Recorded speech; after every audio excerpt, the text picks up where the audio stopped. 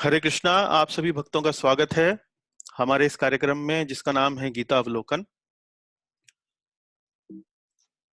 आज हमारी 38वीं कक्षा है। यह अध्याय 6 जिसका शीर्षक है ध्यान योग, उसके ऊपर आधारित है। अध्याय 6 की आज ये हमारी चौथी कक्षा है। इससे पहले पिछले 3 गुरुवार हमने इसके पहले 3 भागों पर अध्ययन किया। कक्षा का आरंभ मंगलाचरण प्रार्थनाओं से करते हैं। ओम अज्ञानतिमिरन्धस्य ज्ञानञ्जनशलाकया चक्षुरुन्मीलितं येन तस्मै श्रीगुरवे नमः। श्रीचैतन्यमनोभीष्टं स्थापितं येन भूतले स्वयं रूप कदा मह्यं ददाति स्वपदान्तिकम्।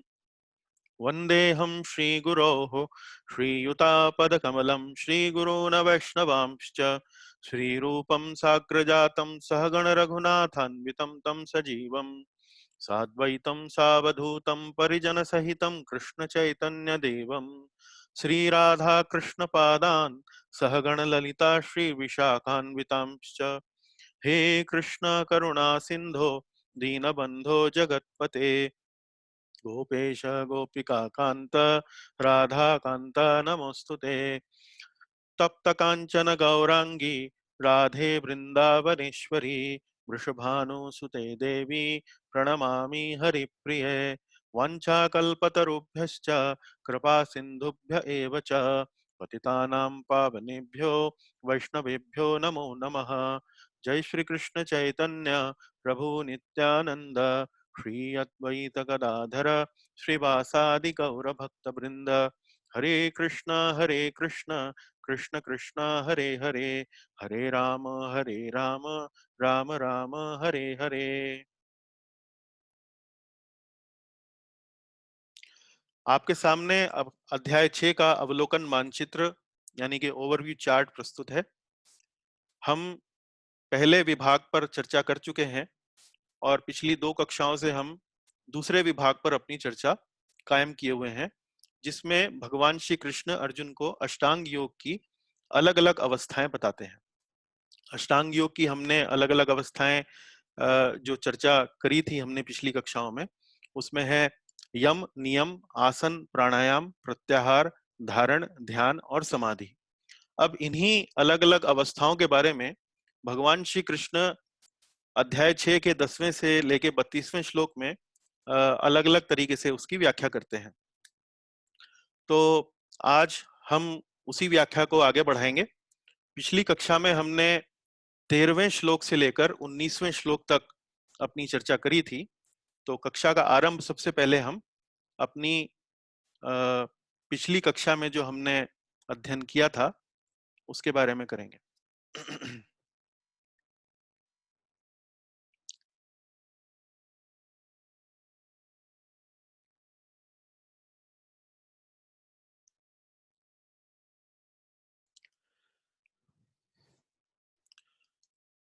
पिछली कक्षा में हमने आपको एक सूत्र दिया था कि 11वें श्लोक से लेकर 32वें श्लोक तक जो दूसरा विभाग है अध्याय 6 में, उसमें भगवान श्री कृष्ण जो अष्टांग योग की विभिन्न अवस्थाओं का वर्णन करते हैं, उसमें उनका श्लोकों का जो प्रवाह है वो किस प्रकार रहता है, जो थॉट फ्लो है, जो विचारों का जो प्रवाह है वो किस प्रकार रहता है। उस पे हमने समझाया था कि भगवान श्री कृष्ण पहले बेसिक स्टेज से शुरू करते हैं, बेसिक स्टेज के डिस्क्रिप्शन से शुरू करते हैं और फिर उसको परफेक्ट स्टेज के डिस्क्रिप्शन तक लेके जाते हैं। और ऐसा वो 3 बार करने वाले हैं। 10वें श्लोक से लेके 32वें श्लोक तक जो दूसरा विभाग है अध्याय 6 का, उसमें इस प्रकार का विवरण जो है वो 3 बार करने वाले हैं। तो पहले वो बेसिक स्टेज लेंगे, फिर परफेक्ट स्टेज पे पहुंचेंगे, फिर एक बार फिर बेसिक स्टेज से जाएंगे, परफेक्ट स्टेज पर पहुंचेंगे, फिर बेसिक स्टेज से जाके फिर परफेक्ट स्टेज पे पहुंचेंगे। तो इस प्रकार से ये 3 बार उनका एक जिगजैग तरीके से एक्सप्लेनेशन का तरीका रहता है। तो ये बात जब आपके ध्यान में रहेगी तो श्लोकों का जो प्रवाह है, आपस में उनका कनेक्शन कैसा है, वो बहुत अच्छे से आपको समझ में आएगा। तो इसी तरीके से हमने 13वें श्लोक में देखा कि भगवान श्री कृष्ण पहले यहाँ अष्टांग योग की मूलभूत क्रियाओं के बारे में बताते हैं। मूलभूत क्रियाओं के बारे में बताने के समय वे सबसे पहले बाहरी जो उसके सिम्टम्स हैं, बाहरी जो उसके लक्षण हैं, उनके बारे में बताते हैं कि जैसे शरीर को और गर्दन को और सिर को सीधा रखना है, और साधक को अपनी दृष्टि जो है वो नासिका के अग्र भाग पर केंद्रित करनी है, और इधर उधर साधक ना देखे, अपना ध्यान जो है पूरी तरह से इस प्रकार से नियंत्रित करे, केंद्रित करे।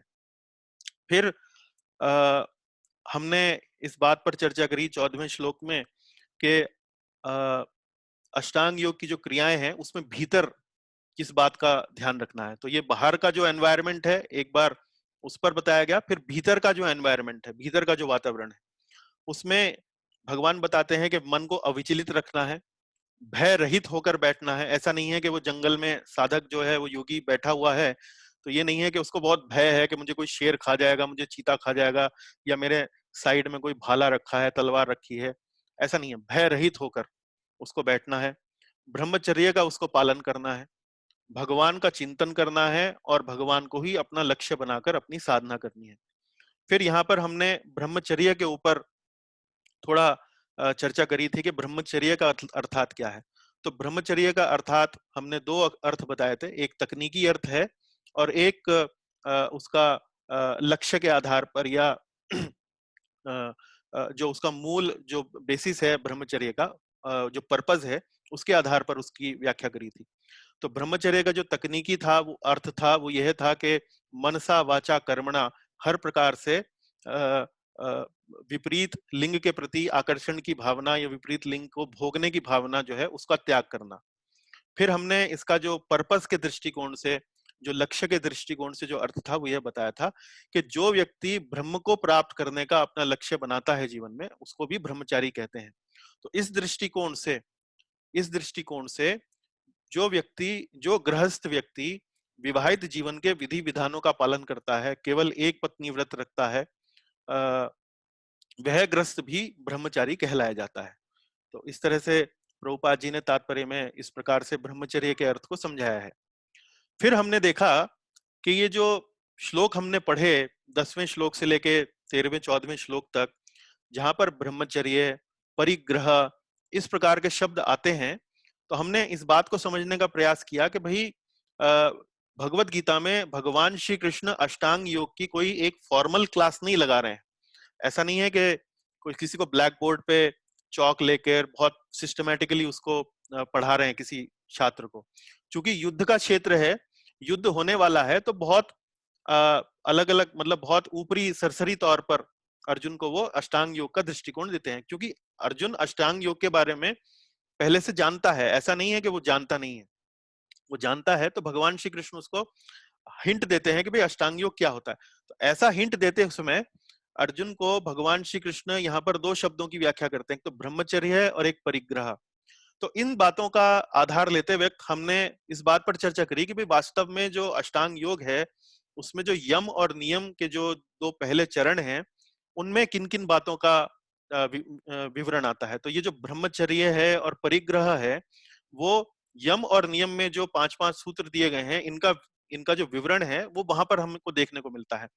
इसी बात को ध्यान में रखते हुए हमने सोचा कि क्यों ना यम और नियम में जो 5-5 सूत्र हैं, 5-5 जो स्टेजेस हैं, उनको हम एक बार ध्यान में रखते हैं।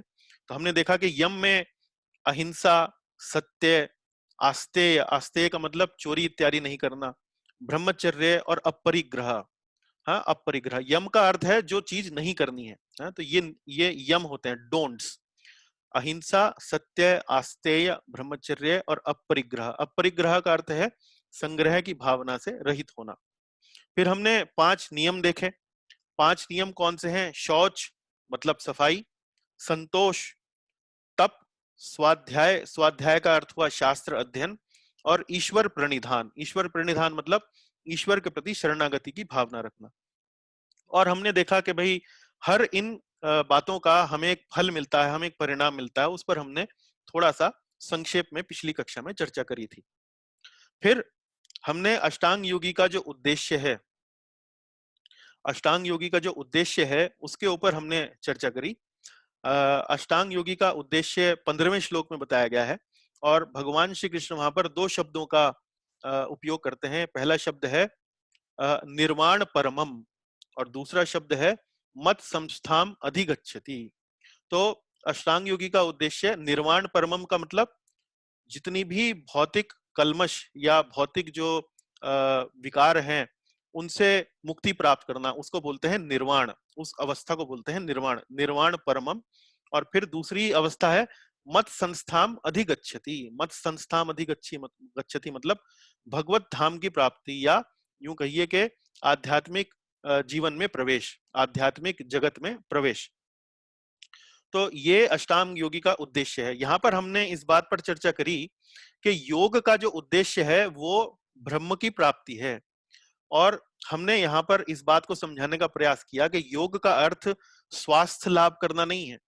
जैसा कि वर्तमान जीवन में या आधुनिक काल में लोग बाग योग शब्द जो है बहुत प्रचलित है, और योग को लेकर बहुत सारे टीवी पर प्रोग्राम दिखाए जाते हैं और कई चीजों को योग के नाम पर बहुत प्रचारित किया जाता है, प्रसारित किया जाता है।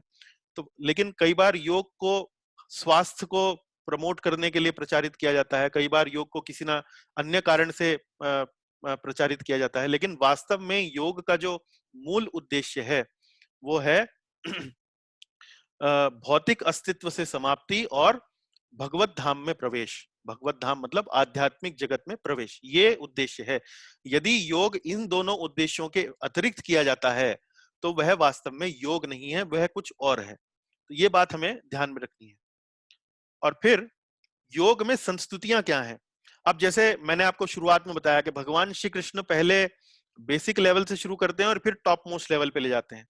तो यहाँ 15वें श्लोक में जहां भौतिक अस्तित्व की समाप्ति और भगवत धाम की प्राप्ति है, यहाँ भगवान श्री कृष्ण अब योग का जो टॉप मोस्ट परफेक्ट स्टेज है, जो सिद्ध अवस्था है, वहां पर उसको ले जा चुके हैं। अब पुनः 16वें श्लोक से वह पुनः बेसिक स्टेज से शुरू करेंगे और फिर 23वें श्लोक तक उसे समाधि यानी कि परफेक्ट स्टेज तक लेके जाएंगे। तो बेसिक स्टेज से फिर शुरू करते हुए भगवान श्री कृष्ण यहाँ बताते हैं कि योग को करते वक्त, अष्टांग योग को करते वक्त क्या रिकमेंडेशंस क्या हैं, जरूरी बातें क्या ध्यान रखनी है। तो हमने यहाँ देखा कि भोजन और निद्रा ना तो बहुत अधिक हो ना बहुत कम। फिर हमने यहाँ इस बात पर भी चर्चा करी कि निद्रा निद्रा जो है वो 6 घंटे के आसपास यदि कोई व्यक्ति लेता है तो वो वास्तव में सही मायने में एक योगी के लिए रिकमेंडेड टाइम है कि भाई 6-7 घंटा, 5 घंटा, 6 घंटा, इस प्रकार से अपनी अपनी शरीर की आवश्यकता के अनुसार उसको निद्रा लेनी चाहिए। और अगले श्लोक में 17वें श्लोक में हमने इस बात पर चर्चा करी कि योगी जो है वो अपनी आदतों में नियमित रहता है, युक्ताहार विहारस्य है, अपने निंद्रा में, अपनी काम में, अपने खाने में, अपने मनोरंजन में, इस प्रकार से वह नियमित रहता है। ऐसा नहीं है कि कोई भी कार्य जो है वो किसी भी समय करता है, वो नियमित रहता है। और इस प्रकार से योगी की एक एक जो प्रैक्टिशनर स्टेज पे जो डिमांड्स हैं, जो रिक्वायरमेंट्स हैं, जो रिकमेंडेशंस हैं, वो एक रिक्वायरमेंट ये भी है, रेगुलेटेड होता है, वो नियमित होता है। फिर योग में पूर्णता के लक्षण, योग में पूर्णता के लक्षणों पर जब हमने चर्चा करी तो इस बात पर ध्यान दिया कि भाई उसको मन पर वश रखना चाहिए, आध्यात्म में स्थित होना चाहिए, भौतिक इच्छाओं से वह मुक्त होना चाहिए और उसकी चेतना इस प्रकार होनी चाहिए जैसे किसी वायु रहित स्थान पर दीपक होता है। तो दीपक जो है वो हिलता नहीं है, जहां कहीं हवा नहीं चलती है, पवन नहीं चलती है, तो दीपक हिलता नहीं है। इसी प्रकार से योगी जो है, मन जो है उसका, मन उसका बड़ा स्थिर होना चाहिए।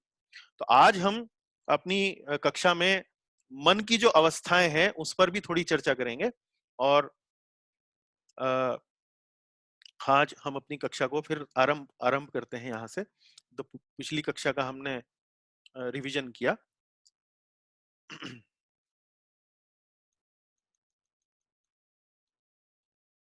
हाँ जी। तो 20 से लेकर 23वें श्लोक तक ये बड़ा ही महत्वपूर्ण श्लोक हैं और भगवान श्री कृष्ण ने इन श्लोकों में समाधि, जो हम अष्टांग योग में जो अंतिम चरण है, यम नियम, आसन प्राणायाम प्रत्याहार, धारणा, ध्यान और समाधि, अंत में कौन सी अवस्था आती है? समाधि। तो समाधि की जो अवस्था है, समाधि की अवस्था का विवरण जो है ये 20, 21, 22, 23 इन 3 साढ़े 3 श्लोकों में भगवान श्री कृष्ण ने समाधि की अवस्था के ऊपर चर्चा करी है। और इसको हम थोड़ा सा विस्तार से देखेंगे, थोड़ा समय यहाँ पर लगाएंगे, क्योंकि ये बड़े अच्छे और बड़े सुंदर श्लोक जहाँ भगवान श्री कृष्ण अर्जुन को समझाते हैं। तो इस अवस्था की जो 4-5 जो मेन मेन बातें हैं वो मैंने यहाँ पर आपको इस स्लाइड में दिखाई है, एक पिक्चर भी दिखाई है, एक चित्र भी दिखाया है, जिसमें एक योगी है, अष्टांग योगी है, और वह हृदय में अपने भगवान विष्णु का दर्शन करने का प्रयास कर रहा है, वहां ध्यान लगा रहा है। तो यहाँ पर उसकी जो 5 बातें जो मैंने यहाँ लिखी हैं वो ये लिखी हैं कि चेतना पूर्णतया संयमित होती है, शुद्ध उसका मन होता है, और उसके द्वारा वह स्वयं को देख पाता है, वो भीतर स्वयं को देख पाता है। इसको इसका अर्थ ये हुआ कि वह भीतर इस बात की अनुभूति कर पाता है कि वह परमात्मा जैसा ही है, वह भी एक आध्यात्मिक जीव है। जिस प्रकार परमात्मा आध्यात्मिक है, इसी प्रकार वह भी आध्यात्मिक है। और ऐसी अवस्था में वह दिव्य सुख का अनुभव करता है, असीम दिव्य सुख का अनुभव करता है। उसको ये अनुभूति होती है कि जीवन में इससे बड़ा कोई लाभ नहीं है, इससे बड़ा कोई लक्ष्य नहीं है, इससे बड़ा कोई सुख नहीं है। और जब यह अनुभूति उसको होती है तो वह बड़ी से बड़ी कठिनाई में भी विचलित नहीं होता है। तो ये हमने 5 बुलेट पॉइंट्स में समाधि की जो अवस्था है उसको यहाँ पर लिखा है।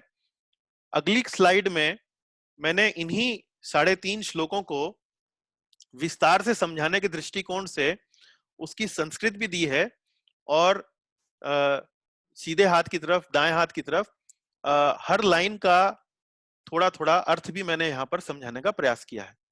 तो हम यहाँ पर कुछ शब्दों के ऊपर विशेष रूप से ध्यान देंगे, और जब हम उन शब्दों के ऊपर विशेष रूप से ध्यान देंगे तो हमें यहाँ पर संस्कृत की और हिंदी की दोनों की आवश्यकता पड़ेगी।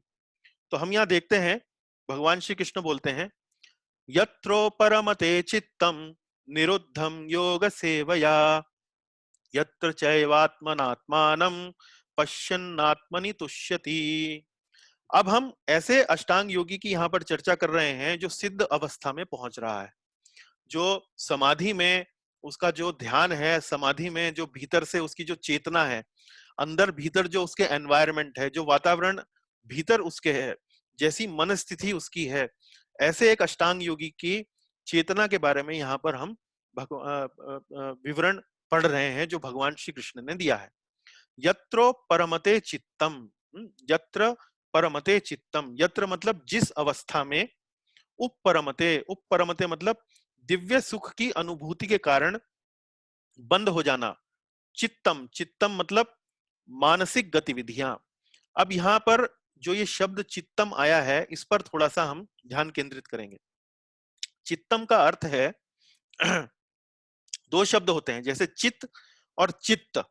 चित्त मतलब जैसे सत चित आनंद, उसमें तो ची और त, CIT या CHIT हम ऐसे लिखेंगे अंग्रेजी में, लेकिन चित्त में जो त है वो डबल ता है, मतलब दो बार उसको दोहराया गया, चित्तम। तो चित्त और चित्तम, तो चित्त जो है वो तो आत्मा के लिए आता है, और चित्त आत्मा के जिस कैरेक्टरिस्टिक को बताता है वो है कि ऑल नोइंग, मतलब ये ज्ञान होना कि मैं अस्तित्व में हूं, मेरे चारों तरफ कोई वातावरण है, मैं कहीं पर उपस्थित हूं, इस बात की अवस्था का ज्ञान होना, उसको चित्त कहा जाता है। लेकिन चित्तम का मतलब यह है कि जब ये जो चेतना है वो भौतिक वस्तुओं में या किसी भौतिक कार्यकलाप में जब बिल्कुल निमग्न हो जाती है, बिल्कुल डूब जाती है, उसको चित्त कहा जाता है। तो यहाँ पर ये समझने का प्रयास कीजिए, एक उदाहरण देते हैं कि जैसे मान लीजिए आप एक सिनेमा हॉल में बैठे हैं। एक सिनेमा हॉल में बैठकर जब आप वहां पर चारों तरफ देखते हैं कि कुर्सियां रखी हुई हैं, लोग बाग बैठे हुए हैं, कहीं पर बिल्डिंग का स्ट्रक्चर आपको दिखाई देता है, सामने स्क्रीन दिखाई देता है, तो आपको अलग अलग चीजें जो है चारों तरफ दिखाई देती हैं। तो ये तो हो गया चित्त के कारण। चित्त के कारण मतलब आपको ये अनुभूति होती है कि आपका अस्तित्व है, और आप चारों तरफ जो आपका वातावरण है उसको आप समझ सकते हैं, उसको आप अनुभव कर सकते हैं। लेकिन चित्त का मतलब क्या है कि जब इसी सिनेमा हॉल में जैसे ही कोई फिल्म चालू हो जाती है और आपकी जो चेतना है वो बिल्कुल ना इधर देखती है, ना उधर देखती है, ना कुर्सी देखती है, ना बराबर में कोई आपके व्यक्ति बैठा है उसे देखती है। आपकी चेतना बिल्कुल एकदम डूब जाती है सिनेमा में, जो चित्र दिखाया जा रहा है, जो पिक्चर दिखाई जा रही है, जो फिल्म दिखाया जा रहा है, बिल्कुल उसमें डूब जाती है। उसे कहा जाता है चित्तम। हाँ, तो यहाँ पर भगवान श्री कृष्ण कह रहे हैं यतो परमते चित्तम निरुद्धम योग सेवया। तो चित्त का जो यहाँ पर अनुवाद किया गया है, प्रभुपाद जी कर रहे हैं कि मानसिक गतिविधियों से पूर्ण रूप से निरुद्ध। निरुद्ध मतलब बंद। चित्त का मतलब जब पूर्ण रूप से कोई भी मटेरियल एक्टिविटी या कोई भी भौतिक क्रियाकलाप में जब आपकी चेतना पूर्ण रूप से लीन हो जाती है, उसको बिल्कुल निरुद्ध। निरुद्ध मतलब बिल्कुल कट ऑफ। तो यत्रो परमते चित्तम निरुद्धम योग सेवया। योग योग सेवा करने के माध्यम से जब आप अपने चित्त को बिल्कुल निरुद्ध कर लेते हैं, यत्रो उपरमते चित्तम निरुद्धम योग सेवया, योग अभ्यास द्वारा मन भौतिक क्रियाओं से संयमित हो जाता है? तब क्या होता है, उसको उसको क्या होता है, यत्र चैवात्मन आत्मानम पश्यन्नात्मनि तुष्यति। तब जो साधक है वो भीतर स्वयं को देख पाता है। भीतर स्वयं को देख पाता है का इसका अर्थ मैंने पहले बताया आपको। वो ये अनुभूति कर पाता है कि वो भी एक आध्यात्मिक जीव है। जैसे परमात्मा आध्यात्मिक है, वैसे वो भी एक आध्यात्मिक जीव है। इस बात की अनुभूति वो कर पाता है। और पश्यन आत्मति तुष्यति, और इस बात से, इस अनुभूति से वह आनंद उठाता है, वह बड़ा आनंदमय हो जाता है। उसके बाद सुखम मात्यंतिकम यत सुखम आत्य सुखम आत्यंतिकम यत्तद बुद्धि ग्राह्यम अतीन्द्रियम। सुखम आत्यंतिकम यत्तद, और उसके बाद सुखम आत्यंतिकम। सुखम आत्यंतिकम मतलब असीम सुख। असीम सुख मतलब इतना सुख जितनी कल्पना हम अपने जीवन में नहीं कर सकते, इतना अत्यंत सुख उसको अनुभव होता है। सुखम आत्यंतिकम यत्तद बुद्धि ग्राह्यम अतीन्द्रियम। बुद्धि ग्राह्यम अतीन्द्रियम, और वह अतीन्द्रियम, अतीन्द्रियम का अर्थ यह है कि उसमें इंद्रियां इन्वॉल्व नहीं है। उसमें जो आपकी सेंसेस हैं या जो साधक की सेंसेस हैं, जो इंद्रियां हैं, वो इंद्रियां इन्वॉल्व नहीं है। तो अतीन्द्रियम शब्द का अर्थ यहाँ पर यह हुआ कि अक्सर हम ये सोचते हैं कि कोई भी सुख हमें लेना हो जीवन में तो हमें इंद्रियों की आवश्यकता पड़ती है। मान लीजिए हम कोई सुंदर दृश्य देखते हैं तो हमें आंखों की आवश्यकता पड़ती है, या कोई सुंदर संगीत सुनते हैं तो कानों की आवश्यकता पड़ती है। लेकिन ये जो सुख है, सुखम आत्यंतिकम यत्तद, उसमें अतीन्द्रियम, अतीन्द्रियम मतलब जो भौतिक इंद्रियां हैं उनकी आवश्यकता नहीं पड़ती। इनके लिए दिव्य इंद्रियों से वह असीम सुख की अनुभूति करता है। दिव्य इंद्रियों से वह असीम सुख की अनुभूति करता है। और फिर क्या होता है, वेत्ति यत्र न चैवायम स्थितस् स्थितश्चलति तत्वतः। स्थितश्चलति तत्वतः। और ये सब जानने के बाद, इस अवस्था में पहुंचने के बाद वह कभी भी विचलित नहीं होता, कभी भी डिस्टर्ब नहीं होता। तो ये समझ लीजिए 20वें और 21वें श्लोक में समाधि जो अवस्था है उसकी व्याख्या भगवान श्री कृष्ण यहाँ पर कर रहे हैं कि वह असीम सुख की अनुभूति करता है और ऐसी अवस्था में वह कभी भी विचलित नहीं होता है। उसके बाद यम लब्ध्वा चापरम लाभम मन्यते नाधिकम ततः। यम लब्ध्वा, यम लब्ध्वा मतलब इसको प्राप्त करने के बाद है, इसको, इस सुख को, इस अनुभूति को, इस हैप्पीनेस को प्राप्त करने के बाद यप यम लब्ध्वा चापरम लाभम मन्यते ना अधिकम ततः। मन्यते ना अधिकम, मन्यते मतलब इस सुख की तुलना में वह किसी दूसरे सुख को बिल्कुल तुच्छ मानता है कि इस सुख के सामने और कोई भी सुख मेरे जीवन में यदि है तो वो बिल्कुल तुच्छ है, किसी काम का नहीं है, कोई उसका लाभ नहीं है। और इस अनुभूति के बाद यस्मिन स्थितो न दुखेन गुरुणापि विचाल्यते। और ऐसी अनुभूति होने के बाद, ऐसा अनुभव होने के बाद वह जीवन में बड़ी से बड़ी कठिनाई में भी विचलित नहीं होता है। ऐसा साधक बड़ी से बड़ी कठिनाई में भी विचलित नहीं होता है। तो ये समाधि की अवस्था में भगवान श्री कृष्ण की यहाँ पर व्याख्या है। फिर अंत में वे कहते हैं तम विद्या दुख संयोग वियोगम योग संगीतम। तम विद्या, ऐसा जानने के बाद है, ऐसा ऐसा अनुभव होने के बाद दुख संयोग वियोगम योग संगीतम, दुख संयोग और दुख वियोग, दुख का संयोग होना और दुख का वियोग होना, मतलब इस संसार में हम लोग, हमारी जो प्रसन्नता की या सुख की जो व्याख्या है वो किस आधार पे है। यदि हमें दुख मिले तो हम दुखी हो जाते हैं, यदि हम भौतिक जगत से कोई हमें सुख मिलता है तो हम सुखी हो जाते हैं। लेकिन यहाँ भगवान कह रहे हैं कि ऐसी अवस्था प्राप्त करने के बाद दुख संयोग वियोगम, या तो उसका दुख का संयोग होता है या दुख से वियोग होता है, तो उसको कोई अंतर नहीं पड़ता है। और भगवान यह कह रहे हैं कि यही अवस्था जो है वास्तव में सच्ची मुक्ति है, मोक्ष की वास्तव में या मुक्ति की वास्तव में सच्ची अवस्था यही है। तो यहाँ हमें भगवान श्री कृष्ण भगवत गीता में वास्तव में सफलता किसे कहते हैं, वास्तव में सही मायने में सफलता का क्या अर्थ है, या सुख का क्या अर्थ है, या प्रसन्नता का क्या अर्थ है, या हैप्पीनेस का क्या अर्थ है, वास्तविक हैप्पीनेस क्या होती है, उसकी यहाँ पर डिस्क्रिप्शन यहाँ भगवान श्री कृष्ण हमको दे रहे हैं। हमारा भौतिक डिस्क्रिप्शन, हमारा प्रसन्नता का या सुख का जो परिभाषा है वो भौतिक चीजों में, जब हमें कोई चीज प्राप्त हो जाती है तो हम सुखी होते हैं, जब हमसे वो चीज छिन जाती है तो हम दुखी हो जाते हैं। लेकिन भगवान श्री कृष्ण यहाँ पर बता रहे हैं कि जब व्यक्ति अष्टांग योग की प्रक्रियाओं द्वारा या योग की प्रक्रियाओं द्वारा स्वयं भीतर देख पाता है, अपने मन को, अपने चित्त को वास्तव में पूर्ण रूप से भौतिकता से बिल्कुल हटाकर एकाग्र रूप से जब मन के अंदर नियंत्रित उसको करता है, तो वास्तव में वह व्यक्ति सच्ची मुक्ति प्राप्त करता है और सच्चा सुख प्राप्त करता है।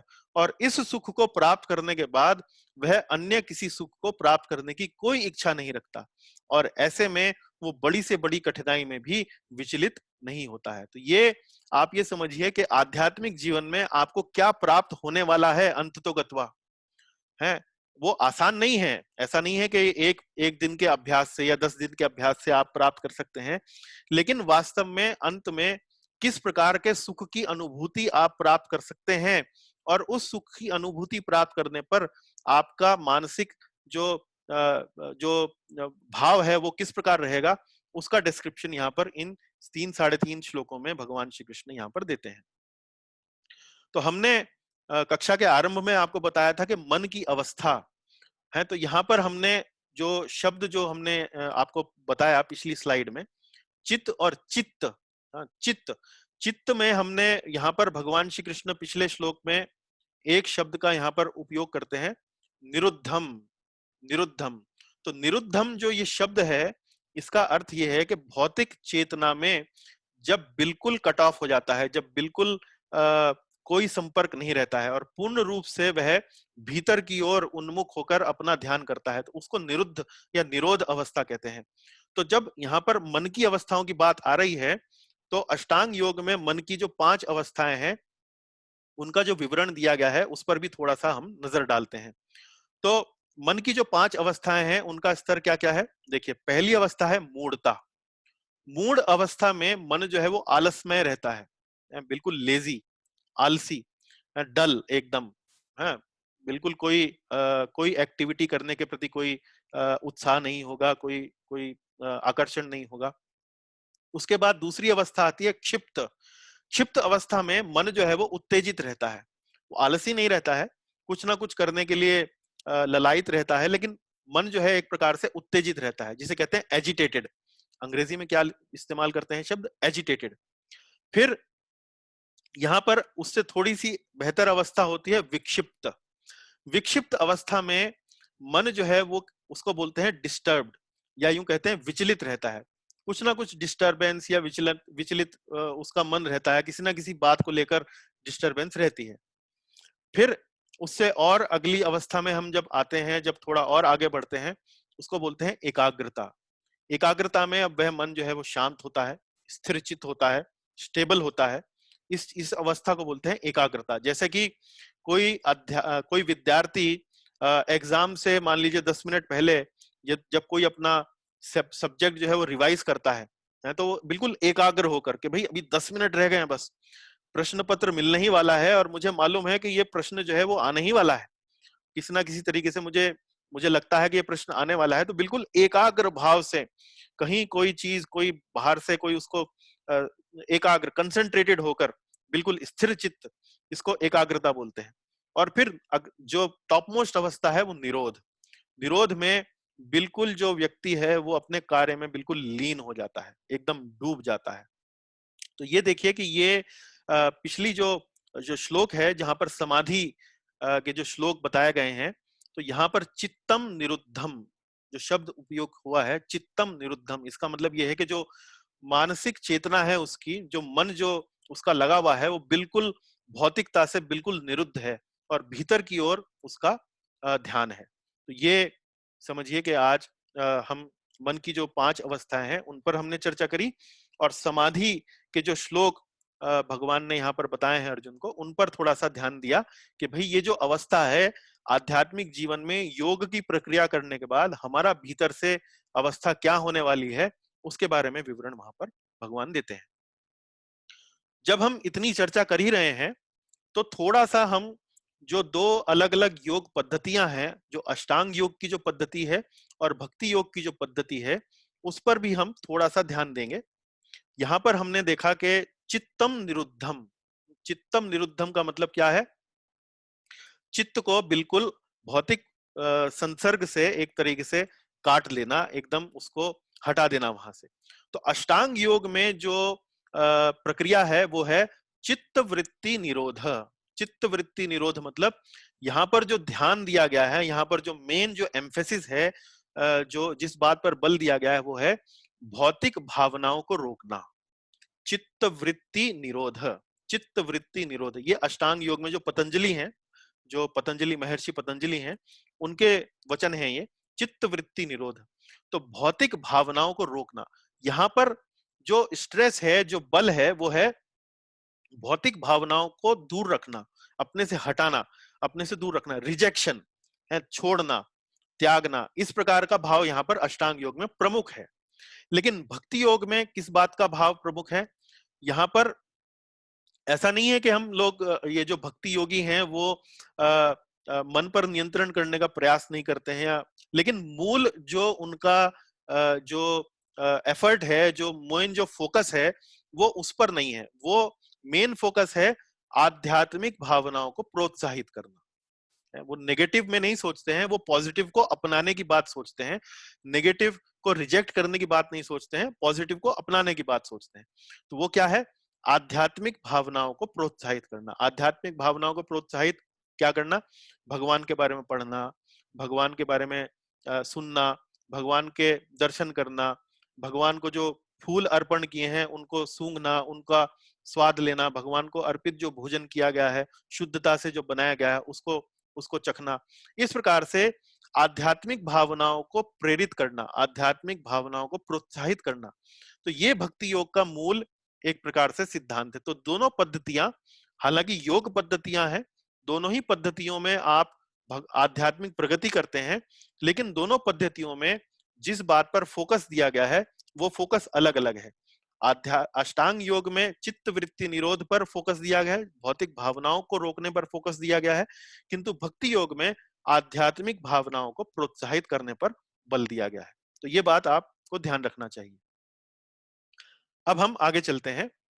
अब देखिए कि यहाँ 24वें से लेकर 26वें श्लोक तक एक बार फिर भगवान श्री कृष्ण अब बेसिक लेवल से सिद्ध साधक अवस्था से लेकर फिर सिद्ध अवस्था तक पहुंचेंगे। क्योंकि हमने 23वें श्लोक में हमने क्या देखा?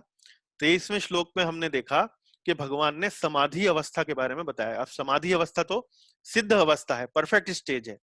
तो 24वें श्लोक से फिर वो बेसिक से शुरू करेंगे और फिर 32वें श्लोक तक उसे परफेक्ट स्टेज तक लेके जाएंगे। अब तो फिर पुनः देखिए बेसिक स्टेज की फिर जो बातें हैं वो भगवान श्री कृष्ण यहाँ पर बता रहे हैं।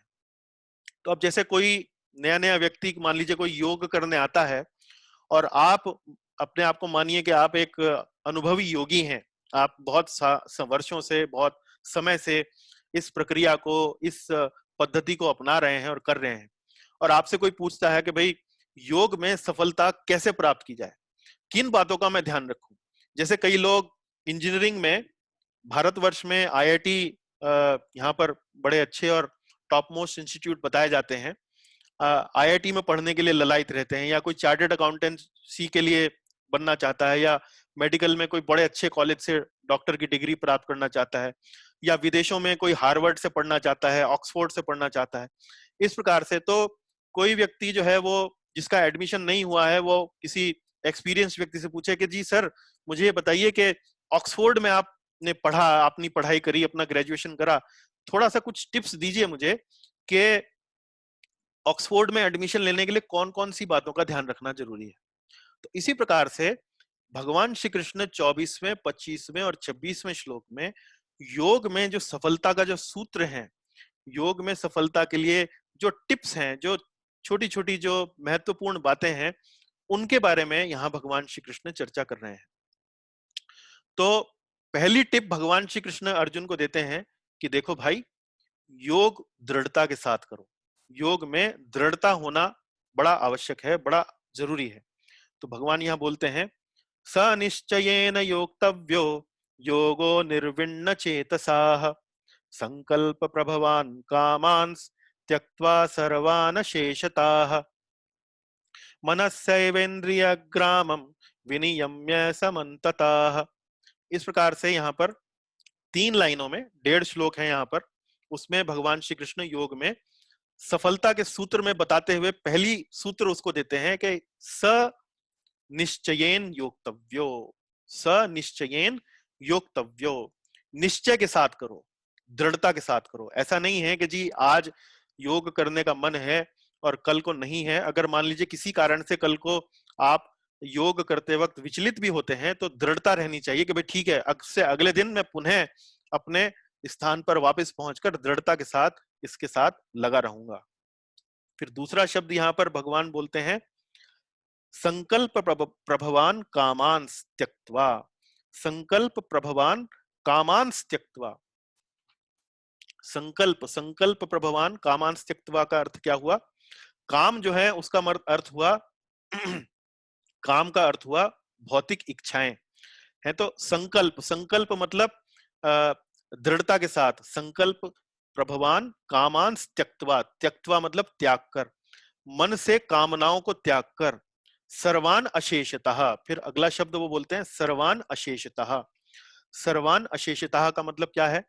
सर्वान मतलब सब प्रकार की कामनाओं को त्याग कर, अशेषतः मतलब इतनी कामनाएं मतलब त्याग दें कि भाई कोई शेष ना रह जाए, अशेषतः। सर्वान कामान अशेषतः। इस प्रकार से वे ये 3 शब्द बोलते हैं कि भाई कोई भी कामना ऐसी ना हो जो छूट जाए। तो भगवान श्री कृष्ण यहाँ पर हिंट दे रहे हैं कि भाई मान लीजिए अगर कोई छोटी मोटी कामना भी अगर यदि रह जाती है, तो वो आगे चलकर कोई बड़ा डिस्टरबेंस क्रिएट कर सकती है।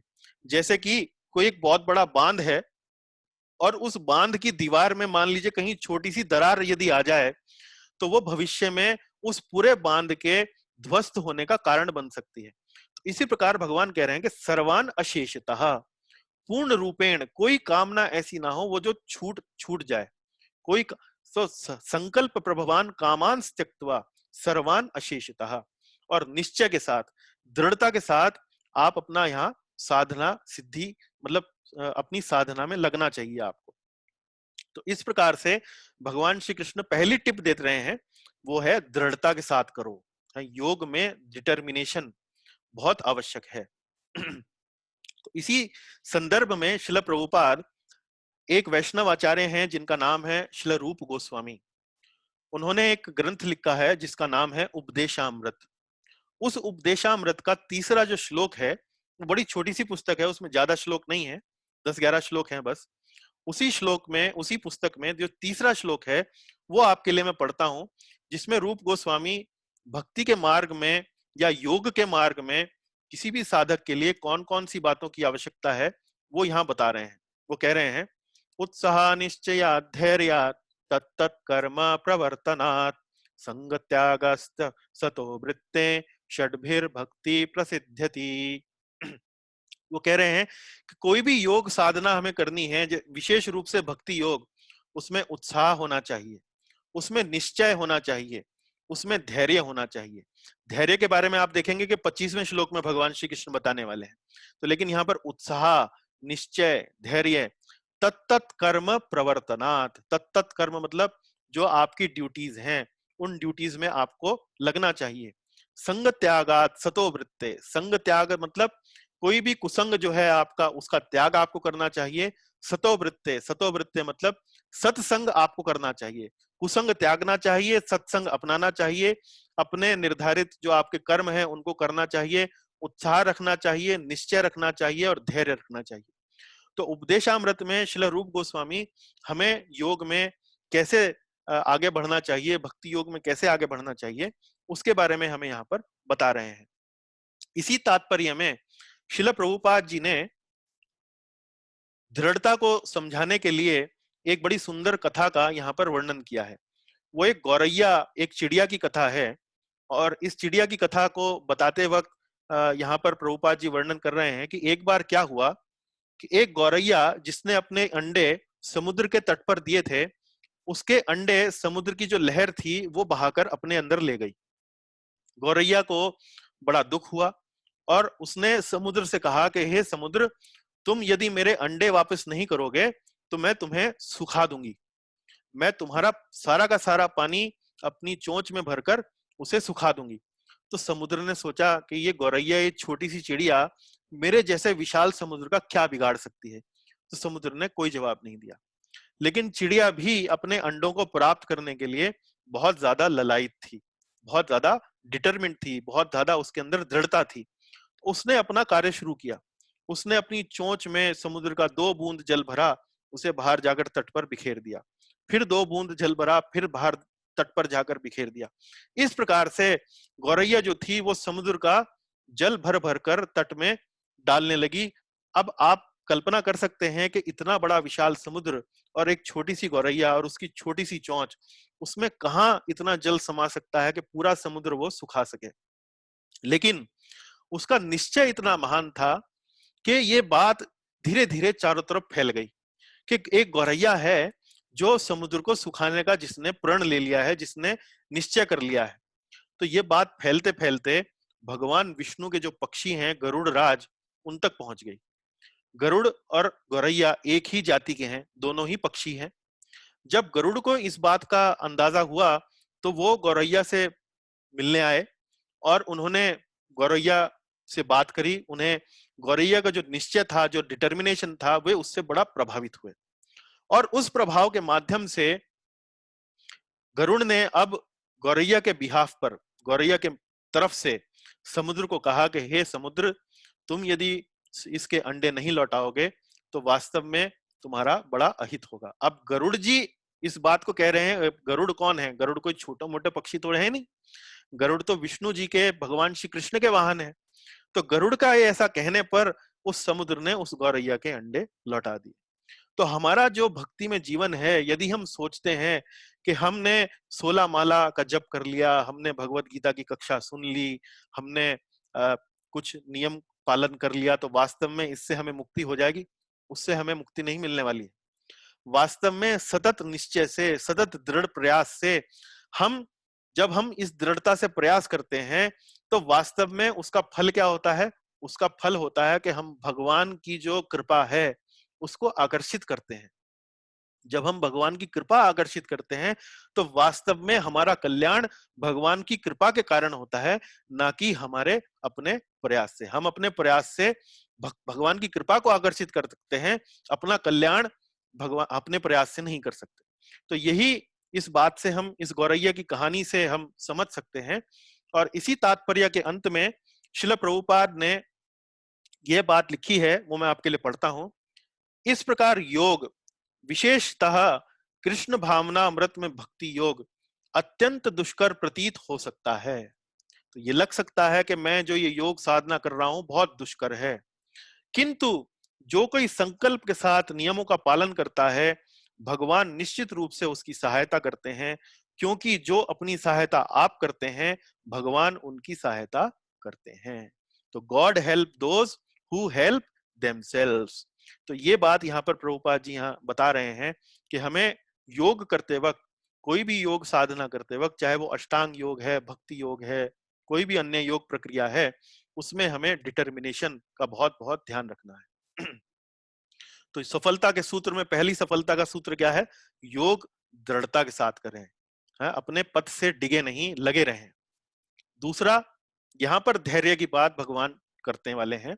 भगवान 25वें श्लोक में बोलते हैं, शनैः शनैः रूपमरेद बुद्धया धृतिगृहीतया आत्मसंस्थं मनः कृत्वा न किंचिदपि चिंतयेत। अर्थात धीरे धीरे, क्रमशः, पूर्ण विश्वास पूर्वक बुद्धि के द्वारा समाधि में स्थित होना चाहिए, और इस प्रकार मन को आत्मा में ही स्थित करना चाहिए, अन्य कुछ भी नहीं सोचना चाहिए। तो यहाँ पर शनैः शनैः, शनैः शनैः मतलब धीरे धीरे, जल्दी ना करें, धीरे धीरे। प्रभुपाद जी धैर्य का उदाहरण देते वक्त एक उपमा देते हैं कि जैसे कोई स्त्री, जब उसका विवाह होता है, तो वह मान लीजिए यदि उसे संतान की इच्छा हो, तो और विवाह के अगले दिन ही वह यह इच्छा करने लगे कि आज ही मुझे संतान का प्राप्ति हो जाए, तो ऐसा संभव नहीं है। तो विवाह के बाद स्त्री को संतान प्राप्ति के लिए, जब वह गर्भवती हो जाती है, तो उसे 9 महीना प्रतीक्षा करनी पड़ती है। तो यदि कोई वह सोचे कि भाई 9 महीने से पहले ही मुझे मातृत्व का सुख देखने को मिले, तो ऐसा संभव नहीं है। तो इसी प्रकार योग में भी धैर्य का बड़ा ही महत्व है। तो शनैः शनैः, शनैः शनैः मतलब धीरे धीरे, पेशेंस रखें, है, कोई जल्दीबाजी ना करें। कोई चीज आपकी समझ में नहीं आ रही है, उससे अपने अध्यापक से उसको पूछें, अपने किसी साथी भक्त से उसको उसका निवारण करें, उसका निराकरण करें। इस प्रकार से शनैः शनैः, शनैः शनैः रूप रमे बुद्धया, शनैः शनैः रूप उपरमेत बुद्धया धृति ग्रहितया। धृति, धृति ग्रहितया मतलब, धृति का मतलब होता है विश्वास। ये विश्वास रखें कि जो योग साधना मैं कर रहा हूं, वास्तव में मुझे उसका अच्छा परिणाम मिलना ही है? तो धृति ग्रहीतया, विश्वास पूर्वक रखें, है। और शनैः शनैः उपरम में बुद्धया, बुद्धया मतलब बुद्धिमानी से करें। ऐसा नहीं है कि जब आप योग साधना करें, यदि आपको लगता है कि भाई किसी एक विशेष वस्तु के प्रति आपका जो चेतना है, आपकी जो बुद्धि है, वो कमजोर है। मान लीजिए कोई व्यक्ति है जिसका मिठाई खाने के ऊपर बड़ी आसक्ति है, उसको मिठाई खाना बहुत अच्छा लगता है। तो भाई यदि वो कहीं अपने रास्ते में जा रहा है, कहीं किसी मार्ग में जा रहा है, तो वो ऐसा मार्ग चुने जहां मिठाई या हलवाई की दुकान ना हो। या कि भाई अगर हलवाई की दुकान के सामने से मैं गुजरूंगा, तो वास्तव में मेरा मिठाई खाने का मन करेगा। या कोई व्यक्ति है जिसका धूम्रपान करने के लिए, सिगरेट पीने के लिए या शराब पीने के प्रति आसक्ति है, तो वो ऐसे लोगों की संगति ना करे जो ऐसा कार्य करते हैं। या इस प्रकार का जो भावना जिस प्रकार से वो ट्रिगर होती है उसके भीतर, उस प्रकार की जो बातें हैं, उनसे अपने आप को दूर रखे। तो बुद्धिमानी से करे। ऐसा नहीं है कि ये इसमें बुद्धि की आवश्यकता नहीं है, इंटेलिजेंस की आवश्यकता नहीं है, तो बुद्धिमानी से करे। तो यहाँ भगवान अब योग सूत्र में, योग की सफलता में और सूत्र क्या दे रहे हैं? पेशेंस के साथ करे, विश्वास के साथ करे, और बुद्धिमानी का उपयोग करे, इंटेलिजेंटली करे, क्रिएटिविटी रखे उसके अंदर। ऐसा नहीं है कि बेवकूफियां जो है वो उनको जो अपना जाहिर करे, और उस प्रकार से योग में जो भी आवश्यक है उस रास्ते पे चलने से वो डिग जाए, ऐसा ना करे। इस तरह से यहाँ पर भगवान सफलता के सूत्रों में ये अलग अलग बातें बता रहे हैं। और अगला श्लोक हम देखते हैं। अगले श्लोक में एक बार फिर मन को वश में करने के ऊपर यहाँ पर भगवान बल देते हैं। वो कहते हैं, यतो यतो निश्चलति मनश्चंचलम स्थिरम ततस्ततो नियम्यत आत्मन्येव वशम नयेत। अर्थात 26वें श्लोक में कहते हैं, मन अपनी चंचलता तथा अस्थिरता के कारण जहां कहीं भी विचरण करता हो, मनुष्य को चाहिए उसे वहां से खींचे और अपने वश में लाए। है, यतो यतो निश्चलति, मनश्चंचलम अस्थिरम। निश्चलति मतलब यतो यतो अनिश्चलति, मन जहां जहां भटके, मनश्चंचलम अस्थिरम, अपनी चंचलता और अस्थिरता के कारण भटकता हुआ मन है, ततस्ततो नियम्यत तदा, वहां वहां उस पर नियंत्रण कर, आत्मन्येव वशम नयेत, उसको अपने वश में लाओ। तो देखिए कि ये बात समझना आवश्यक है एक योगी के लिए कि इस संसार में यदि किसी वस्तु के ऊपर हम नियंत्रण नहीं करते हैं, विशेष रूप से मन के ऊपर नियंत्रण नहीं करते हैं, ध्यान नहीं देते हैं, तो वो जो उसका प्राकृतिक जो उसका रास्ता है, क्योंकि वह चंचल है वह अस्थिर है, तो जो प्राकृतिक जो उसका रूट है, जो उसका मार्ग है, वो उसे अपनाता है। जैसे ग्रेविटी है, गुरुत्वाकर्षण, ग्रेविटी, ग्रेविटी का उदाहरण यहां दिया जा सकता है। मान लीजिए मुझे किसी वस्तु को गिरने से बचाना है, तो मुझे उसे हाथ में पकड़ के रखना पड़ेगा, मुझे ये प्रयास करना पड़ेगा कि मैं उसको पकड़ कर रखूं। तो यदि मैं उसको पकड़कर नहीं रखता हूं तो वह स्वतः ही नीचे की ओर जाएगी। इसी प्रकार चेतना भी होती है। हमारी चेतना के ऊपर यदि हम उस पर ध्यान नहीं रखते हैं, यदि हम उस पर नियंत्रण नहीं रखते हैं, यदि हम उस पर लगाम नहीं रखते हैं, तो वह चेतना भी पतन की ओर ही बढ़ती है। तो इसी तरीके से यहाँ पर भगवान कह रहे हैं कि यतो यतो निश्चलति मनश्चंचलम अस्थिरम ततस्ततो नियमित तदा आत्मन्येव वशम नयेत, उस पर जहां जहां भटकते हुए मन पर लगाम हमको निरंतर हमेशा बराबर कसते रहना चाहिए। और योगी के लिए तो ये बहुत ही महत्वपूर्ण है। मान लीजिए एक दिन किसी कारण से लगाम हाथ से आपकी छूट गई और मन भटक गया, तो ऐसा नहीं है कि आप निराश हो जाएं। निश्चय रखें, डिटर्मिनेशन रखें, बुद्धिमानी का उपयोग करें और उसी भटके हुए मन को पुनः वापस रास्ते पर उसको लेकर आए, वहां पर उसका नियंत्रण करें और उसे वापस अपने रास्ते में लेकर आए। तो मन को वास्तव में रास्ते पे रखने का सबसे उत्तम साधन क्या है? हम कई बार अपनी कक्षाओं में इस बात पर चर्चा कर चुके हैं कि भक्ति योग में मन को नियंत्रण करने का सबसे महत्वपूर्ण साधन है उसको भगवान की सेवा में लगाए रखें। उसको भगवान की सेवा में कोई ना कोई सेवा आप ऐसी पकड़ें, कोई ना कोई सेवा आप ऐसी रखें अपने जीवन में जो आपको भगवान का स्मरण कराता रहे, आपका जो ध्यान है, आपका जो मन है उस सेवा में लगा रहे। और इस प्रकार जब आपका मन भगवान की सेवा में लगा रहेगा तो मन स्वतः ही यहाँ पर नियंत्रण में आ जाएगा। तो देखिए कि हमारी कक्षा में भी जैसे कई लोग ट्रांसक्रिप्शन की सेवा कर रहे हैं, जैसे उनको कोई ऑडियो भेजते हैं तो वो ट्रांसक्रिप्शन करते हैं, तो इस प्रकार से जितने जितने भी समय वे ट्रांसक्रिप्शन करते हैं या उस प्रकार की सेवा करते हैं तो उनका मन जो है वो भगवान में लगा रहता है। और जब भगवान में मन लगा रहता है तो उसका जो भाव है वो काफी समय तक बना रहता है। तो इस भाव से, इस आध्यात्मिक चेतना से आप अपने आप को मन पर नियंत्रण काबू करने में उसको लगा सकते हैं। तो यहाँ पर तीसरा जो श्लोक है वो ये बता रहा है कि योग में सफलता के सूत्र क्या है। तो मन को नियंत्रण में रखो, मन को सेवा में भगवान की लगाओ। अब इतना प्रयास करने के बाद, अब जैसे मैंने आपको बताया कि भगवान बेसिक स्टेज से शुरू करते हैं, साधना स्टेज से शुरू करते हैं और फिर सिद्ध अवस्था में पहुंचते हैं। तो अब यहाँ पर भगवान सिद्ध अवस्था में पहुंच रहे हैं। तो पहले 27वें श्लोक में भगवान ब्रह्मभूत अवस्था के बारे में बताते हैं। ब्रह्मभूत अवस्था, ब्रह्मभूत अवस्था मतलब, ब्रह्मभूत अवस्था का मतलब यह है कि जब हृदय से काम, क्रोध, लोभ, मोह, मद, मत्सर्य इस प्रकार के विकार जब चले जाते हैं तो उसे ब्रह्मभूत अवस्था कहते हैं। अब जब आत्मा के ऊपर ये जो धूल चढ़ी हुई है जब ये हट जाती है, जब ये जो दर्पण है, जब ये चेतना का जो दर्पण है जिस पर धूल जमी है बिल्कुल साफ हो जाता है और जो साधक है वो अपना स्वरूप उसके अंदर देख पाता है, ये देख पाता है कि वह भी एक आध्यात्मिक जीव है और परमात्मा भी आध्यात्मिक जीव है, तब उसे कहते हैं ब्रह्मभूत अवस्था। अब ऐसा व्यक्ति जो है वो ब्रह्मभूत अवस्था है। और यहाँ पर प्रभुपाद जी अपना अनुवाद करते वक्त हमें बताते हैं कि ऐसी अवस्था में जो साधक है वो परमात्मा के साथ उसकी गुणात्मक एकता हो जाती है। गुणात्मक एकता, क्वालिटेटिवली वन। क्वालिटी, क्वालिटी का मतलब क्या है?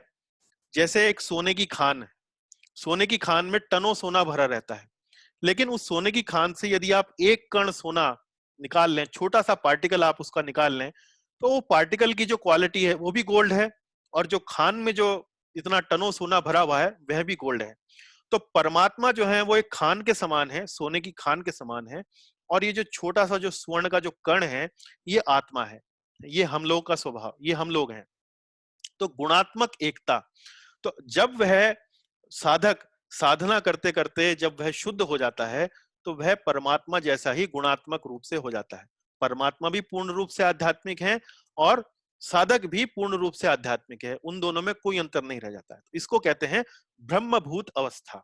तो यहाँ भगवान श्री कृष्ण श्लोक में कहते हैं, प्रशांत मनसम येनम योगिनम सुखम उत्तमम उपैति शांत रजसम ब्रह्मभूतम कल्मषम।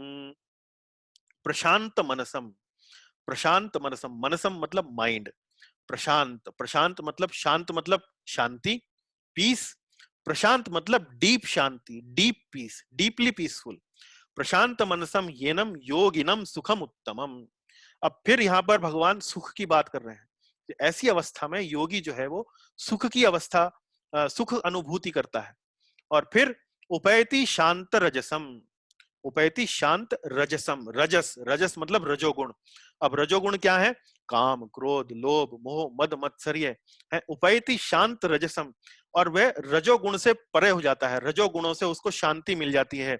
और फिर ब्रह्मभूतम कल्मषम, कल्मषम मतलब, कल्मश मतलब जो ये इम्प्योरिटीज हैं हमारे हमारी चेतना के ऊपर जो इम्प्योरिटीज हैं उसको कल्मश कहा जाता है। कल्मश मतलब गंदगी है। तो ऐसे में ब्रह्मभूतम कल्मशम, ब्रह्मभूत।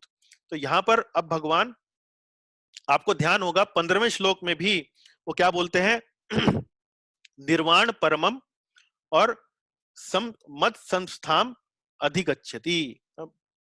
15वें श्लोक में मैं आपको एक बार फिर से देख के बताता हूं। 15वें श्लोक में क्या बोलते हैं? निर्वाण परमम मत संस्थाम अधिगच्छति। मत संस्थाम मतलब वह भी ब्रह्म जैसा ही हो जाता है, मतलब भगवान के धाम में प्रवेश करने जैसा हो जाता है। तो 15वें श्लोक में भी वहां पर ब्रह्मभूत अवस्था के बारे में ही चर्चा करी गई है। निर्वाण परमम, निर्वाण परमम मतलब जितने भी भौतिक कल्मश हैं, भौतिक गंदगियां हैं, उनसे दूर हो जाना। और मत संस्थाम है बिल्कुल मेरा स्वभाव प्राप्त करना, मत संस्थाम अधिगच्छति। उसी चीज को यहाँ पर पुनः बताया गया। तो जैसे मैं आपको बता रहा था, बेसिक स्टेज से लेके परफेक्ट स्टेज। तो अब परफेक्ट स्टेज में भी तीन तीन सब डिवीजन है। पहला ब्रह्म अवस्था, दूसरा परमात्मा अवस्था और तीसरा भगवान अवस्था। तो 27वें और 28वें श्लोक में ब्रह्म अवस्था की बारे में बात है। ब्रह्म अवस्था मतलब जिसमें योगी अपने हृदय पर पड़ी हुई सारे विकारों को दूर कर लेता है और स्वयं को परमात्मा गुणात्मक रूप से क्वालिटेटिवली एक ही समझता है। लेकिन ये स्टेज कैसे आती है? वो आती है निरंतर अभ्यास द्वारा। तो 28वें श्लोक में इसी चर्चा को जो 27वें श्लोक में भगवान ने शुरू करी है, उसी चर्चा को भगवान आगे बता रहे हैं। वो कह रहे हैं, युञ्जनेवं सदात्मानं योगी विगत कल्मषाः सुखेन ब्रह्म संस्पर्शम अत्यंतम सुखम अश्नुते। इस प्रकार योग अभ्यास में निरंतर लगा रहकर, युंजन एवं सदात्मानम, सदा आत्मानम, सदा, सदा का मतलब निरंतर, युंजन एवं, युंजन एवं मतलब कनेक्टेड रहना, लगे रहना, जुड़े रहना। युंजन एवं योग अभ्यास द्वारा सदात्मानम, सदा आत्मानम, योगी विगत कल्मषा, विगत कल्मषा, विगत मतलब फ्री, विगत मतलब फ्री, कल्मश मतलब गंदगी। इस प्रकार से एक योगी सदैव लगा रहकर आत्म संयम द्वारा, योगाभ्यास द्वारा अपने कल्मशों से, अपनी गंदगियों से दूरी प्राप्त करता है, उनसे मुक्ति प्राप्त करता है। और फिर क्या है? सुखेन ब्रह्म संस्पर्श, ब्रह्म संस्पर्शम अत्यंतम, ब्रह्म संस्पर्श, अब वो अपने आप को भगवान के अंश के रूप में देखने लगता है। जैसे मैंने आपको यहाँ पहले बताया, परमात्मा के साथ गुणात्मक एकता है। ब्रह्म संस्पर्श का मतलब आत्मा भगवान का ही अंश है, आत्मा भगवान का ही अंश है। जैसे मैंने आपको उदाहरण दिया कि सोने की खान से जो आप सोना निकालते हैं, वह छोटा सा सोना, छोटा सा जो कण है सोने का, वह भी उस खान में जो पड़ा हुआ सोना है उसी का अंश है। इसी प्रकार से जीव जो है वह भी परमात्मा का ही अंश है। इसका अर्थ यह है, जीव भी परमात्मा जैसा ही है गुणात्मक रूप से, लेकिन परमात्मा नहीं है। तो ब्रह्म भूत अवस्था में या ब्रह्म स्पर्श अवस्था में जीव जो है वो स्वयं को भगवान का अंश समझने लगता है। तो यहाँ पर इसी बात पर यहाँ पर भगवान कह रहे हैं। और फिर उसका परिणाम क्या होता है? सुखम अश्नुते, अत्यंतम सुखम अश्नुते, अत्यंतम है, परम सुख की प्राप्ति वह ऐसी अवस्था में करता है। तो 27वें 28वें श्लोक में ब्रह्म भूत अवस्था के बारे में चर्चा है। अब यहां भी आप देख सकते हैं, जो चित्र यहां पर मैंने यहां पर दिखाया है उसमें एक योगी यहां पर दिखाया है जो हर जगह भगवान का अंश देखता है, हर जगह भगवान को देखता है, हर जगह भगवान का ही अनुभव करता है। तो ये ब्रह्मभूत अवस्था कही जाती है। इसी चीज को हम अब आगे बढ़ाते हैं 29वें श्लोक में। उसी अवस्था का एडवांस स्टेज जिसे कहते हैं परमात्मा अनुभूति। परमात्मा अनुभूति में क्या होता है कि जैसे पिछले चित्र में मैंने आपको बताया, यहां पर ये योगी जो है वो हर जीव में परमात्मा देखता है, हर जीव में। जैसे कि आपने 5वें अध्याय में पढ़ा, विद्या विनय संपन्ने ब्राह्मण गवी हस्तिनी, ब्राह्मण हो, हाथी हो, गाय हो, कुत्ता हो, चांडाल हो, हर एक में भगवान का दर्शन करना, इसको कहते हैं परमात्मा स्टेज। तो ब्रह्मभूत अवस्था के बाद आती है परमात्मा स्टेज। तो इसी प्रकार से निरंतर अभ्यास करते करते जब वह योगी और एडवांस होता है, जब और आगे बढ़ता है, अब वह योगी समस्त जीवों में परमात्मा को देखता है। परमात्मा अनुभूति। सर्वभूतस्थ आत्मानं सर्वभूत सर्वभूतस्थम आत्मानं सर्वभूतात्मनि चात्मनि ईक्षते योग युक्तात्मा सर्वत्र समदर्शनाः, सर्वत्र समदर्शनाः। सर्वभूतस्थम आत्मानं सर्वभूतस्थम आत्मानं सर्वभूतानि च आत्मनि। मतलब सर्वभूतस्थम आत्मानम मतलब सब भूतों में, सब प्राणियों में आत्मा का दर्शन करना। और सर्वभूतानि चा आत्मनि, सर्वभूतानि चा आत्मनि का मतलब हर प्राणी में मेरा दर्शन, हर प्राणी में परमात्मा को देखना है। तो समस्त जीवों में परमात्मा को देखना और परमात्मा में समस्त जीवों को देखना। अब आप कहेंगे भाई ये कैसे संभव है? यदि हम जीवों को परमात्मा में, यदि हम जीवों में परमात्मा देखते हैं तो परमात्मा में जीवों को कैसे देख सकते हैं? तो यहां पर ये समझिए कि समस्त जीवों में परमात्मा को देखना, इसका क्या अर्थ है कि हर जीव में परमात्मा विद्यमान है, हर जीव में आत्मा के साइड में परमात्मा भी है। यही परमात्मा जब हम शरीर छोड़ते हैं तो हमारे साथ जाते हैं, हमारे साथ हमेशा रहते हैं, हमारे साथ कभी हमारा साथ नहीं छोड़ते। तो ये परमात्मा है। और परमात्मा में सभी जीवों को देखना, इसका अर्थ क्या है? परमात्मा में सभी जीवों का अर्थ देखने का अर्थ ये है कि सभी जीव जो वास्तव में कहां से आए हैं? परमात्मा से ही आए हैं। वास्तव में हर जीव का जो स्रोत है, हर जीव का जो उद्गम है, परमात्मा क्या है? परम पिता है। तो जो संतान है वो कहां से आती है? पिता से ही तो आती है। तो परमात्मा में समस्त जीवों को देखना, इसका अर्थ ये हुआ कि परमात्मा ही वास्तव में जीवों का उद्गम है, जीवों का स्रोत है। तो ये उसका अर्थ हुआ, परमात्मा में सभी जीवों को देखना। तो यहां भगवान परमात्मा अनुभूति की बात करते हैं। सर्वभूतस्थम आत्मानम सर्वभूतानि च आत्मनि ईक्षते योग युक्तात्मा सर्वत्र समदर्शनः। तो हर प्राणी में वो परमात्मा का दर्शन ऐसा योगी जो है वो करता है। तो 27वें 28वें श्लोक में हमने देखा कि एक योगी ब्रह्मभूत मतलब सभी भौतिक कल्मशों से मुक्त होता है, बड़ा सुख प्राप्त करता है। और एडवांस होता है तो क्या होता है? हर प्राणी में परमात्मा का दर्शन करता है और परमात्मा में हर प्राणी का दर्शन करता है। मतलब हर प्राणी को परमात्मा ये मानता है कि परमात्मा उसका स्रोत है। अब और आगे बढ़ते हैं।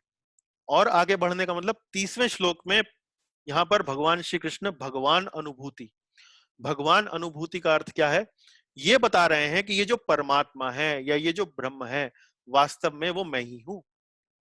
और 30वें श्लोक में वो इस बात की यहां पर चर्चा कर रहे हैं। वो कहते हैं यो माम पश्यति सर्वत्र सर्वं च मयि पश्यति तस्याहं न प्रणश्यामि सचे मे न प्रणश्यति। अब 29वें श्लोक में और 30वें श्लोक में आपको लगेगा कि वो एक ही बात कह रहे हैं कि मुझे सर्वत्र देखना और सब कुछ मुझ में देखना, वो एक ही बात बोल रहे हैं। लेकिन यहां पर थोड़ा अंतर है। 29वें श्लोक में उन्होंने मेरा, माम, मुझे, इन सर्वनामों का प्रयोग नहीं किया, इन प्रोनाउंस का प्रयोग नहीं किया है।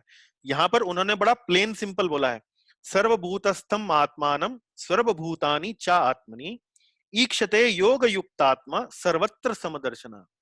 लेकिन 30वें श्लोक में वो क्या कह रहे हैं, यो माम, माम मतलब मैं, यो माम पश्यति सर्वत्र, जो मुझे, पश्यति मतलब देखना, सर्वत्र जो मुझे सर्वत्र देखता है। पिछले श्लोक में उन्होंने अपने बारे में बात नहीं करी, उन्होंने वहां पर जनरल बात करी है। तो वहां परमात्मा, वो जो सबका स्रोत है, जो सबका उद्गम है, वो परम आत्मा, वहां पर थर्ड पर्सन में बात कर रहे हैं। लेकिन 30वें श्लोक में फर्स्ट पर्सन में बात कर रहे हैं, मैं, मेरा। तो यहाँ पर भगवान अनुभूति की बात हो रही है, यहाँ पर भगवान का अनुभूति। तो वहां यो माम पश्यति सर्वत्र, सर्वम च मई, मई मतलब मुझे, सर्वम च मई पश्यति, हर जगह मुझे देखता है, सर्वम च मई पश्यति तस्याहम न प्रणश्यामि सचा में न प्रणश्यति। तो ऐसा व्यक्ति ना कभी मेरे लिए अदृश्य होता है और ना उसके लिए मैं कभी अदृश्य होता है। तो भगवान यहाँ पर एक भक्ति की भावना से यहाँ पर बोल रहे हैं, यहाँ पर एक प्रेम आप देख सकते हैं, या एक भावना जो है वो प्रेम का भाव है कि मैं उसके लिए कभी दूर नहीं होता हूं और ना उसके लिए मैं कभी दूर होता हूं, है ना। आपने फिल्मों में, आपने गानों में इस बात की चर्चा सुनी होगी, तेरे बिना मैं नहीं, मेरे बिना तू नहीं, इस प्रकार से आपने सुना होगा। तो कुछ इसी प्रकार का यहाँ पर भाव, यहाँ पर भगवान अपने श्लोक में व्यक्त कर रहे हैं। तो उसको हम जैसे यहाँ कह रहे हैं कि मुझे सर्वत्र देखना, मुझे सर्वत्र देखना मतलब यदि वो कोई चट्टान भी देखता है, कोई नदी देखता है, कोई नाला देखता है, कोई सूर्य को देखता है, कोई आकाश को देखता है, तो हर जगह उसके मन में भावना ये होती है कि तो ये तो भगवान का ही वास्तव में भगवान के कारण ही है, भगवान की शक्ति से ही ये सब भौतिक प्रकृति चल रही है। कोई फल खाता है तो वो देखता है कि वास्तव में फल इतना रसीला है, गर्मी का मौसम है, भगवान ने कितनी सुंदर कारीगरी से इस समय मुझे इस रसीले फल को यहाँ पर उपलब्ध कराया है। तो भगवान को सर्वत्र देखना, इसको हम एक और उदाहरण से समझ सकते हैं कि जैसे कोई माता है, माता का पुत्र जब स्कूल चला जाता है तो जब वह उसका कमरा ठीक करने जाती है तो वह उसका जूता देखती है, कहीं उसकी कोई पुस्तक देखती है, कहीं उसका पेन देखती है। तो जैसे ही उसका वो पेन देखती है, पुस्तक देखती है, तो उसे उसे अपना पुत्र याद आता है या पुत्री याद आती है कि ये तो मेरे पुत्र का है। उसका कोई टी शर्ट देखती है, कोई शर्ट देखती है, कोई भी उसकी वस्तु देखती है, उसको वही चीज उसको याद आती है। एक और उदाहरण से आप समझ सकते हैं कि कोई प्रेमी और प्रेमिका है, कोई यंग कपल है, या कोई एक यंग लड़का है, एक लड़की है, और वो लड़का जो है वो लड़की के प्रेम में पड़ जाता है, या लड़की लड़के के प्रेम में पड़ जाती है। तो एक बार मान लीजिए वो लड़का जो है, कहीं से उसे उस लड़की का रुमाल यदि मिल जाए है, तो वो उस रुमाल में ही उस लड़की का दर्शन करता है। मान लीजिए जीवन में चाहे उसे 10 करोड़ रुपए का नुकसान हो जाए, लेकिन यदि वो रुमाल उससे वो छिन जाए तो वो वास्तव में बड़ा विचलित हो जाता है। तो वो रुमाल, ऐसी प्रेम की अवस्था में वो रुमाल या कोई भी छोटी सी वस्तु उस प्रेमिका की उसके लिए इतनी मूल्यवान हो जाती है कि वह उसके बिना रह नहीं पाता है। तो इसी प्रकार से ये जो योगी है, मुझे सर्वत्र देखना, हर जगह कोई भी चारों तरफ वातावरण में कोई भी वस्तु है उसमें भगवान का दर्शन करना है, और भगवान को ही और सब कुछ मुझ में देखना, इस प्रकार का उसका भावना रहती है। तो यहाँ भगवान रियलाइजेशन के बारे में यहाँ पर श्री कृष्ण हमें बता रहे हैं। अब 31वें श्लोक में एक डिटेल यहां पर भगवान श्री कृष्ण कह रहे हैं। 29वें श्लोक में परमात्मा को लेकर उन्होंने बताया कि जो हर व्यक्ति के, हर जीव के हृदय में स्थित है परमात्मा, और 30वें श्लोक में उन्होंने बताया कि भगवान को सर्वत्र देखना और सबको भगवान में देखना, वो बताया। अब 31वें श्लोक में वो इस बात को रिकंसाइल कर रहे हैं, इस बात पर तारतम्य बिठा रहे हैं, एक एक रिकंसिलिएशन कर रहे हैं कि जो 29वें श्लोक में परमात्मा की बात मैंने करी और 30वें श्लोक में जो भगवान की या अपनी बात जो मैंने करी, वास्तव में वो दोनों एक है। वास्तव में वो अलग नहीं है, वो मैं ही हूं। जो परमात्मा 29वें श्लोक में मैं बोल रहा हूं वो मैं ही हूं। वो कैसे? यहां पर देखिए, यहां पर वो बोलते हैं सर्वभूत स्थितम यो सर्वभूतस्थितं यो मां भजत्येकत्वमास्थितः सर्वथा वर्तमानोऽपि स योगी मयि वर्तते। तो यहाँ सर्वभूत स्थितम यो माम है, जो सर्वभूत, जो सभी प्राणियों में जो स्थित जो मैं हूं, भजत्य एकत्वम आस्थित, भजत्य एकत्वम, यहाँ पर देखिए जो शब्द आया है वो आया है एकत्वम, भजत्य एकत्वम आस्थिता सर्वथा वर्तमानोपि स योगी मयि वर्तते। जो योगी मुझे तथा परमात्मा को अभिन्न जानते हुए परमात्मा की भक्ति पूर्वक सेवा करता है, वह हर प्रकार से मुझ में सदैव स्थित रहता है ना। यहाँ पर भगवान श्री कृष्ण ने 29वें श्लोक में जो परमात्मा और 30वें श्लोक में जो भगवान की अनुभूति की जो बात करी है, 31वें श्लोक में वो इस बात को स्पष्ट कर देते हैं कि भाई वो दोनों अलग अलग नहीं है, वो एक ही है, वो मैं ही हूं, वो मेरा ही एक विस्तार है। तो यहाँ इस स्लाइड में आप एक चित्र देख रहे हैं। उस चित्र में यहाँ पर बीच में गोलोक वृंदावन जो है भगवान का धाम वो दिखाया गया है, जहां भगवान श्री कृष्ण को दिखाया गया है। और इसको हम बोलते हैं आध्यात्मिक जगत है, स्पिरिचुअल वर्ल्ड है। लेकिन इस आध्यात्मिक जगत में, इस पूरी कायनात में जो भी पूरी सृष्टि है जिसमें आध्यात्मिक और भौतिक दोनों जगत आ जाते हैं, उसमें 75% भाग जो है आप ये समझिए कि आध्यात्मिक जगत है और 25% भाग जो है वो भौतिक जगत है। तो आध्यात्मिक जगत में तो भगवान श्री कृष्ण है, लेकिन भौतिक जगत जो भगवान श्री कृष्ण जीवों के रहने के लिए जिसका निर्माण करते हैं, उसके लिए वे सबसे पहले अपने रूप को महाविष्णु के रूप में विस्तारित करते हैं। तो यहाँ पर ये कोने में जो आप देख रहे हैं विष्णु जी का जो शयन कर रहे हैं, वो महाविष्णु है। इन महाविष्णु के रोम छिद्रों से, जो उनके बॉडी के जो पोर्स हैं, उनमें से असंख्य ब्रह्मांड निकलते हैं और फिर यही महाविष्णु अपना एक विस्तार करते हैं और इन असंख्य ब्रह्मांडों में प्रवेश करते हैं। इन असंख्य ब्रह्मांडों में जो प्रवेश करते हैं, वो एक छोटा चित्र यहाँ पर, जो एक छोटा सा ये गोला आप देख रहे हैं, वो यहाँ दिखाया गया है। और उसी में ये जो महाविष्णु है वो यहाँ पर गर्भोदक्षाई विष्णु बनकर यहाँ पर लेटते हैं और उन्हीं गर्भोदक्षाई विष्णु की जो नाभि है उसमें से कमल की नाल निकलती है, उस कमल की नाल में ब्रह्मा जी प्रकट होते हैं। और ये ब्रह्मा जी जो हैं इस जगत में जो प्राणी हैं, जितने भी प्राणी हैं उनका वहां पर स्थापना वहां पर करते हैं, उनको वहां पर क्रिएट करते हैं। और फिर यही जो गर्भोदक्षाई विष्णु हैं, वो उन हर प्राणियों के हृदय में जाकर स्थित रहते हैं। तो आप इससे ये समझ सकते हैं कि भगवान श्री कृष्ण वास्तव में सभी प्राणियों का स्रोत है। तो जो भगवान जीवों के अंदर स्थित हैं, वही भगवान जीवों के बाहर भी स्थित हैं। तो इस बात को कि भगवान सर्वत्र हैं और भगवान में सब जीवों में है, इस बात को आप इस चित्र के माध्यम से भी समझ सकते हैं। इसके बारे में हम आने वाले जो अध्याय हैं उन पर और विस्तार से चर्चा करेंगे। तो किसी कारण नहीं समझ में भी आया है तो आगे आपको इसका मौका मिलेगा।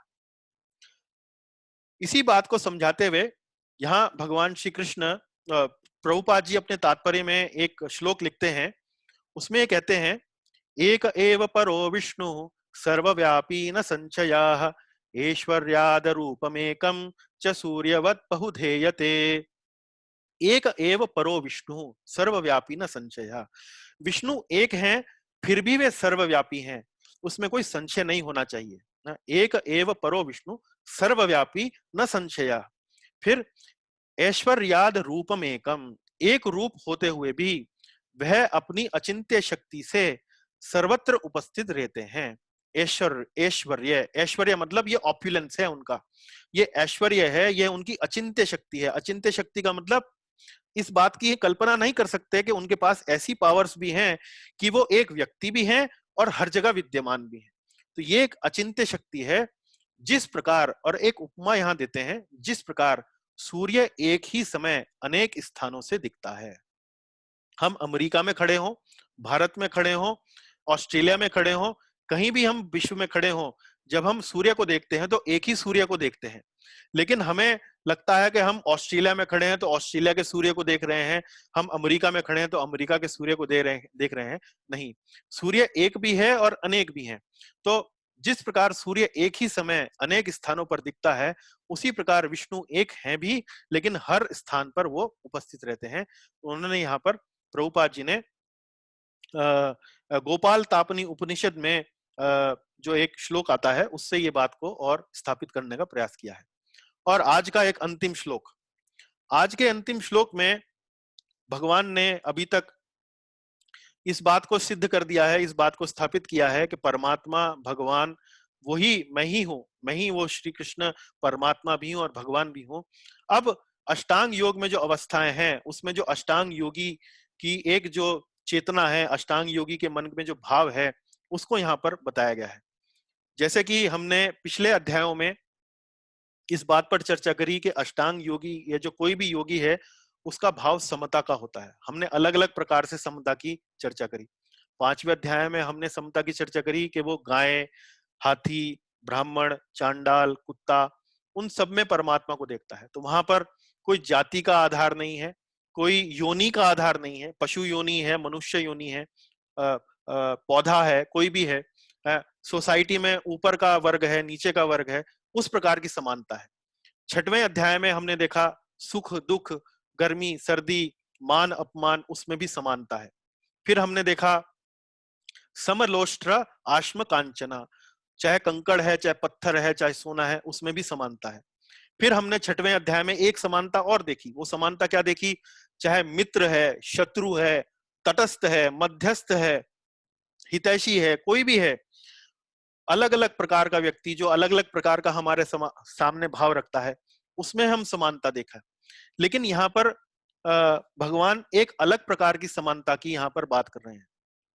यहाँ पर जो समानता भगवान जिसकी बात कर रहे हैं वो ये है कि जीवों के जो मिलने वाले जो दुख हैं और जीवों को जो मिलने वाले सुख हैं, वो सभी समान हैं। हम हर प्रकार से समान हैं। हम कोई चीज जब जो हमें सुखी करती है, वो किसी दूसरे जीव को सुखी करती है, वो एक ही समान है। और वही वस्तु किसी व्यक्ति को यदि दुखी करती है, तो वही वस्तु किसी दूसरे अन्य व्यक्ति को भी दुखी करती है, वो भी समान है।